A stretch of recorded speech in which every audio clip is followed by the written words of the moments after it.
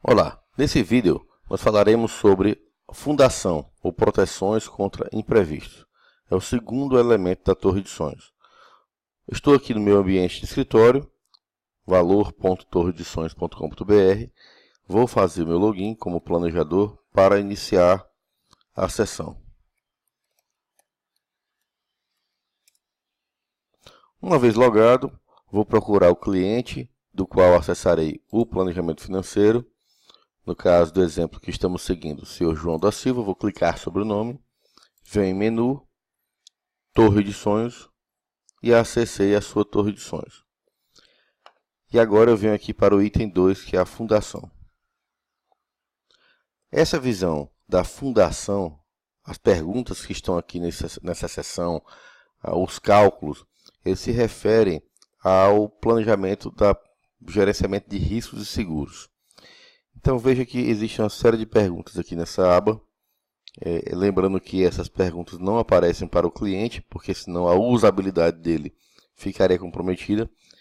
Esse detalhamento completo só aparece para você, profissional. O cliente logado vê apenas o que ele tem contratado, ele informa apenas o que ele tem contratado e vê apenas essa seção aqui de baixo.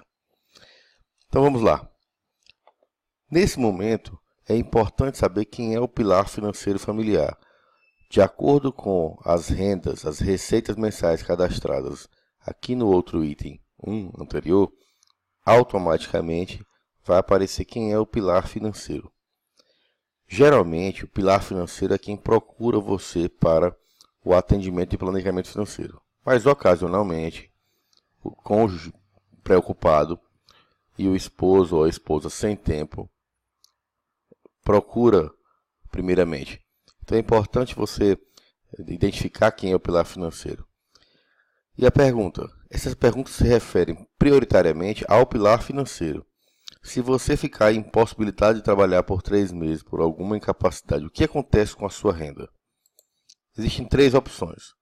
Não se altera, diminui a renda, mas não representa ameaça aos pagamentos mensais, e diminui a renda e representa ameaça ao pagamento dos custos mensais.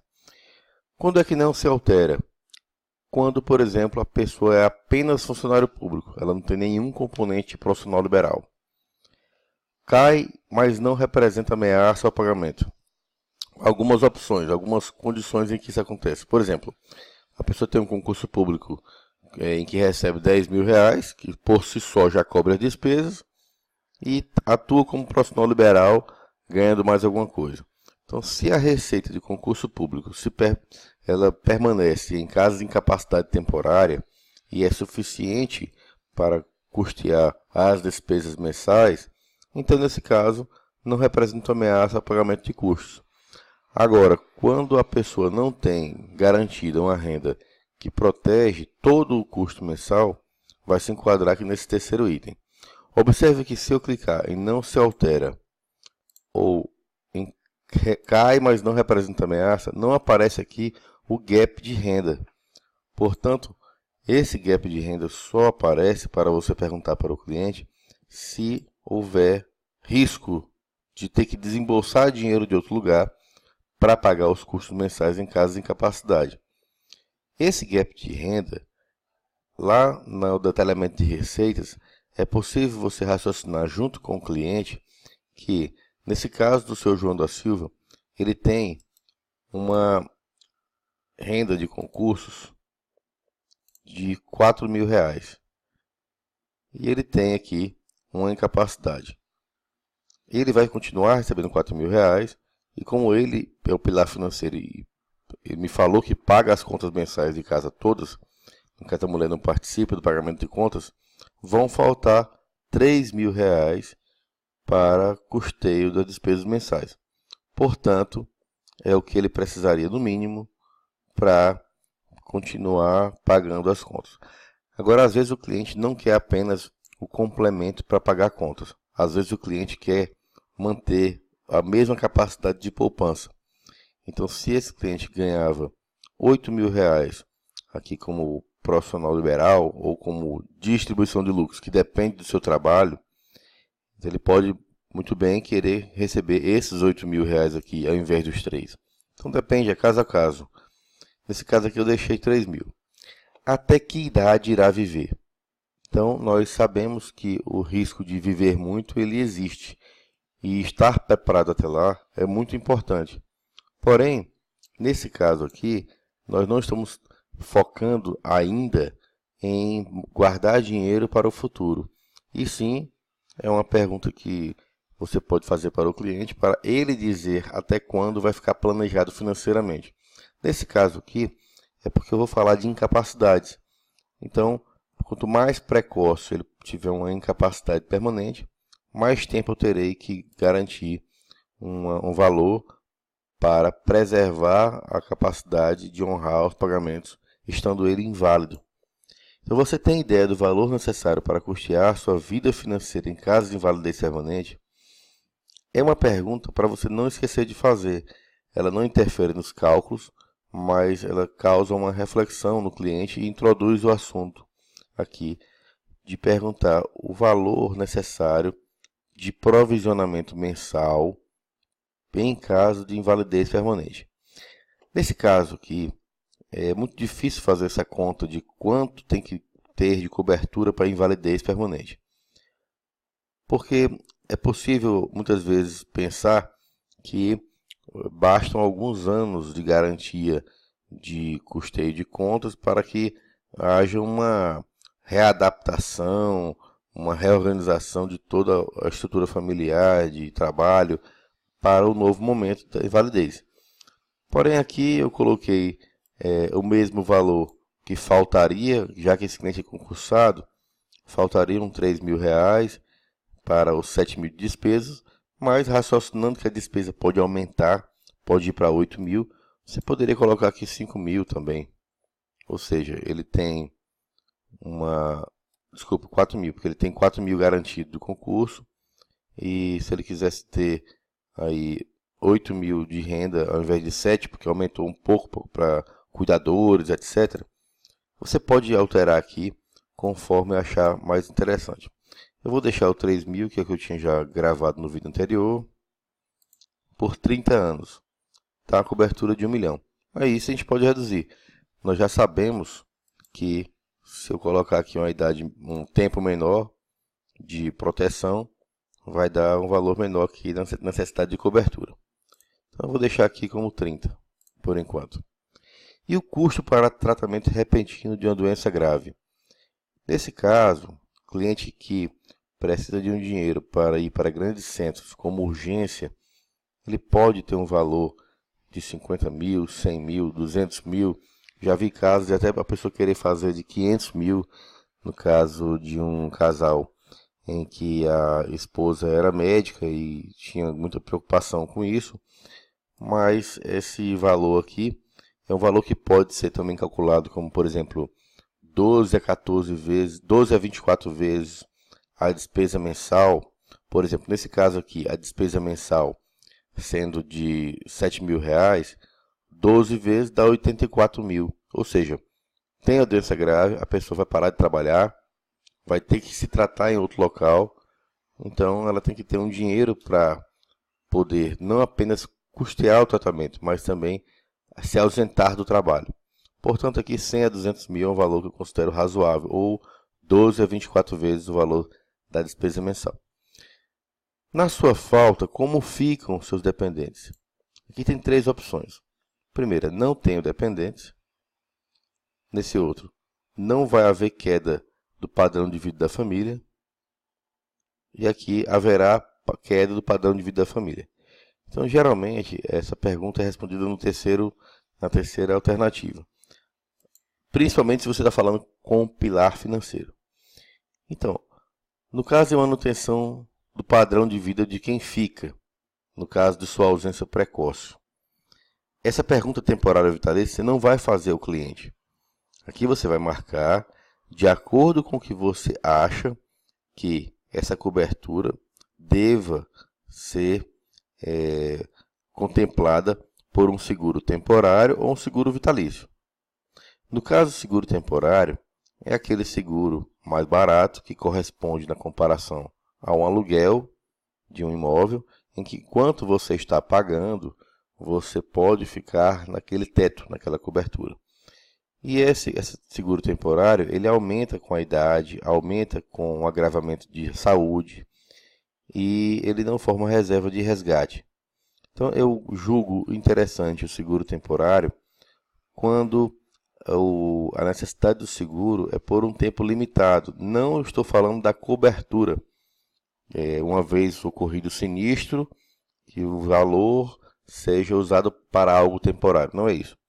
É que o risco que a pessoa corre enquanto viva é um risco que está limitado para aquela finalidade por um período pequeno. Por exemplo, no caso da educação dos filhos, se eu tenho um filho de 4 anos de idade e quero garantir a educação até os 24, esse período de 20 anos da formação educacional da criança e do adolescente é um período curto, que justifica fazer um seguro temporário, que é barato e que vai ficar sendo pago só durante aqueles 20 anos. O seguro vitalício é mais indicado quando você tem o risco de somente usar essa cobertura daqui a 40, 50, 60 anos. Somente você usar não, quem ficou usar. Que não justifica fazer um seguro temporário para algo que pode acontecer daqui a 50, 60 anos. Então, no caso aqui, a gente vai falar de seguro vitalício quando for falar do custo de sucessão patrimonial, que é algo que a pessoa vai ter constituído um patrimônio ao longo da vida e que daqui a 50 anos pode acontecer. Aí você vai dizer assim, mas a manutenção do padrão de vida familiar também pode acontecer daqui a 50 anos. Então, nesse caso, seria um seguro vitalício. Eu concordo. Portanto, aqui depende muito da forma de interpretar. Você pode jogar esse valor aqui para cobertura de seguros vitalícios ou temporários. Fica mais a seu critério. Nesse caso aqui eu vou deixar como temporário mesmo. E aqui eu tenho, ele captou a despesa de viver hoje do cliente, um deflator de custo, porque você tem uma queda da quantidade de pessoas que estão consumindo, que estão gastando, no caso, lembre que estamos falando da ausência do pilar financeiro. Então, a conta que é feita, você pode interagir com o cliente. Você deixaria sua família protegida por quantos anos? 2 anos até a pessoa se organizar. Isso vai dar uma cobertura. 3 anos vai dar outra cobertura. 5 anos, 10 anos, de acordo com o que o cliente entender de necessidade. É um planejamento da estratégia. Então, o cliente pode participar. No caso da educação dos filhos, como já antecipei, eu costumo deixar um seguro geralmente temporário. O seguro temporário, ele vai ser de qual valor a cobertura? Então aqui quando você preencheu lá em informações pessoais, o nome e a data de nascimento dos filhos, você pergunta para o casal qual é o valor que eles querem, que eles gastam com a educação mensal. Isso pode incluir tanto a escola quanto atividades extraescolares. No caso aqui, R$ 1.500 até os 18 anos, deu esse valor aqui. Ou seja, se o casal, se o pilar vier a faltar hoje, quem ficou vai ter que desembolsar até 18 anos esse valor em coberturas. Enquanto a pessoa não tiver formado uma previdência para os filhos, ou não tiver se preparado, ela precisa então contratar um seguro com essa cobertura para essa finalidade. No caso da faculdade, no exemplo em questão, você pode também perguntar qual é a visão do cliente em relação à proteção de custos para a faculdade. Nesse caso, o cliente quis deixar preparado para a possibilidade de fazer medicina. Então, são 6 anos a R$ 7.000. No caso, você pode colocar de acordo com o custo na sua cidade. Então, aqui R$ 500.000 para cada um, dá mais de 1 milhão de cobertura. Então, só aqui nós temos 1,5 milhão praticamente só para a educação. Que somando com mais 294, dá mais de 1.700.000 de seguros temporários que o cliente precisa. Na transmissão de patrimônio, eu vou ter agora que entender como é que é a dinâmica patrimonial do cliente, ou seja, quanto que ele tem hoje, quanto que ele vai ter amanhã, somando o patrimônio imobiliário com o patrimônio financeiro. O patrimônio imobiliário do cliente, nesse caso, é 1.300.000. O patrimônio financeiro atual, que é sujeito à tributação pelo ITCMD, é de R$ 200.000. Vamos lá na carteira de investimentos do cliente para rever essa informação. Então, quando eu venho aqui, menu, carteira de investimentos, eu consigo ver aqui o consolidado do patrimônio dele. E aqui tem 300 mil. Não é que esteja errado, é que tem uma das aplicações setada como previdência privada. E isso não entra em inventário na maioria dos estados brasileiros. Quase a totalidade dos estados brasileiros não entra em inventário. Portanto, ele não capta quando estiver com o tipo previdência. Então, eu vou voltar para a torre de sonhos item 2. Voltando para o cálculo de sucessão patrimonial. É por isso que apareceu aqui R$200 mil. Além disso, o que eu poderia fazer aqui, porque é o seguinte, nesse momento ele somou 1 em 300 com 200, deu a base de cálculo de inventário de 1,5 milhão, e se considerar 10% de custo com advogado e TCMD, o TCMD é de 4% a 8%, então se o seu estado for mais do que 4%, você tem que somar aí mais 5% ou 6% de advogado. No caso de um estado que tem 4%, eu coloquei aqui 10%, porque eu coloquei 6 para advogado. Então dá 150 mil, mas eu poderia raciocinar o seguinte, se eu estou falando de planejamento da sucessão, eu posso considerar o patrimônio futuro do cliente. O patrimônio imobiliário atual é 1.300.000, mas o patrimônio financeiro futuro, a ferramenta já consegue estimar, de acordo com a meta do cliente. Se eu clicar aqui em futuro, apareceu 1.900.000. Isso está vindo de onde? Se você for lá no item 4, na cobertura, você vai ver que o valor que o cliente, as informações que o cliente te deu sobre a aposentadoria dele, te levaram a uma projeção de 1.900.000 de necessidades. Portanto, é possível você considerar, é razoável pensar que ele vai alcançar essa meta. Então a base de cálculo dele vai ser maior. Ah, mas lá não é previdência privada? E lá não tem tributação que passa direto para os filhos? Sim. Porém, enquanto está em previdência. Mas se a ideia do cliente é chegar aos 65 anos, resgatar o dinheiro da previdência, deixar numa renda fixa, gerando renda complementar, nesse momento ele passa a ter um patrimônio que vai para inventário, que deixa de ser uma previdência privada. Então, aqui nesse caso, o patrimônio futuro gera um custo de sucessão patrimonial mais alto. Eu vou deixar aqui como atual, e ficou um custo de sucessão patrimonial de 150 mil mesmo. Então, essa aqui é a necessidade de coberturas do cliente. Nós vamos ver em outro vídeo como fazer um planejamento e a cotação dos seguros com esses valores aqui. Vejam que o cliente precisa de um DIT de 3 mil, seguros de invalidez permanente, doenças graves, seguro temporário e seguro vitalício. Geralmente você faz o seguro vitalício e pode adicionar opcionais, morte temporária, doença grave, invalidez permanente. Se o cliente não fizer o seguro vitalício, ele pode colocar tudo isso aqui como opcionais de um seguro de vida temporário também. Essa pergunta do plano de saúde e do seguro saúde é para identificar se o cliente deseja fazer um seguro saúde. Então você usa ou tem interesse de usar a rede médica não credenciada para o seu plano. Então aqui, de acordo com o que ele responder, por exemplo, se ele disser que sim, ele costuma pagar particular, ou seja, ele desejaria um reembolso em caso de usar a rede não credenciada.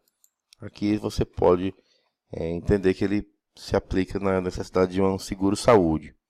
O seu plano de saúde contempla hospitais de referência em grandes centros? Não, então eu também preciso de um seguro saúde. E o que o cliente tem? Então ele tem um plano de saúde de R$500, eu coloquei Unimed, está protegido. Um seguro do carro de R$200, que vai renovar em setembro, está protegido também. Mas seguro de vida ele não tem ainda, está desprotegido e nem incapacidade temporária. Quando eu falo seguro de vida, estou falando de todos esses itens aqui. Seguro de vida vitalício, temporário, doença grave, invalidez permanente. Mas você poderia também detalhar aqui com outros seguros, por exemplo, incapacidade por doença, enfim, você pode acrescentar mais. Se o cliente tiver mais de um seguro, você pode colocar mais itens aqui. Então, para encerrar o bate-papo desse item 2 de fundação, veja que o cliente tem R$ 700 de custos mensais com isso. E lembrando novamente que o que aparece para o cliente na visão dele, na versão dele, é apenas essa parte de baixo. Ou seja, a Torre de Sonhos se propõe a ser uma ferramenta para o planejador conduzir seu atendimento sem tirar a clareza, a usabilidade, sem confundir o cliente. Essas perguntas elas não estão disponíveis para o cliente porque talvez ele não conseguisse entender como preencher isso tudo. E você, como profissional, consegue entender, preencher e orientar o cliente. Então, eu vou encerrar esse vídeo por aqui, porque no próximo nós falaremos sobre os andares ou os sonhos de curto e médio prazo.